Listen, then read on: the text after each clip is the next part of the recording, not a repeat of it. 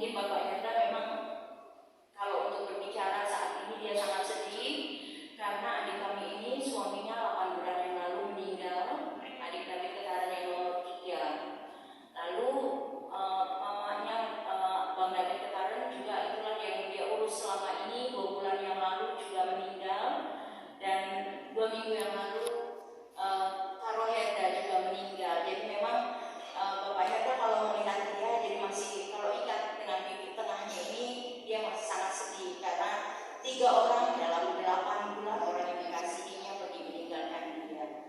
Jadi itu yang bisa kami sampaikan pada hari ini. Terima kasih untuk doa-doa yang